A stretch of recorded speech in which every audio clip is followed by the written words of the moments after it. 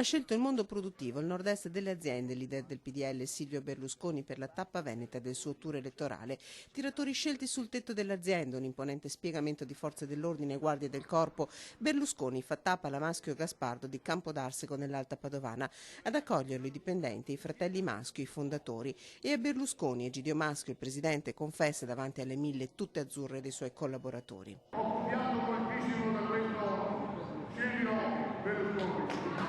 Berlusconi sorride, ringrazia e spiega.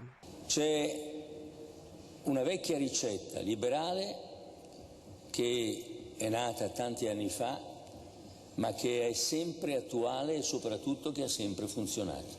Questa ricetta, che si chiama l'equazione del benessere, dice così. Bisogna ridare fiducia alle aziende, costruire, non lamentarsi, e per farlo, sin dal primo Consiglio dei Ministri in caso di elezione, Berlusconi metterà in pratica la sua ricetta: meno tasse sulle imprese, sulle famiglie e sul lavoro, e alle famiglie ribadisce: restituiremo l'IMU.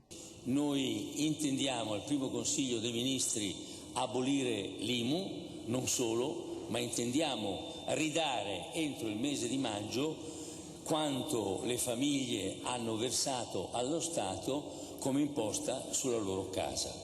Parla da Ministro dell'Economia e dello Sviluppo in pectore, non da Premier, puntualizza Berlusconi, che è il popolo di artigiani e partite IVA che guarda con interesse a Grillo.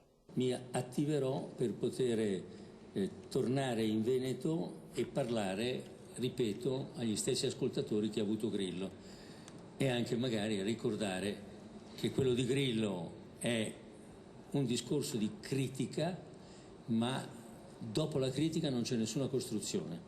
Da Padova a Milano, nel veneziano, dove Berlusconi ha visitato la Green Power, azienda leader nell'energia pulita. A seguire il leader, che non esita a definirsi un leone, i candidati veneti del Popolo della Libertà. Noi dobbiamo recuperare il popolo delle partite IVA, dobbiamo far capire loro che siamo vicini alle difficoltà che hanno vissuto in questo periodo e siamo prontissimi a cercare delle nuove soluzioni perché il popolo delle partite IVA possa ridirsi soddisfatto come era una volta.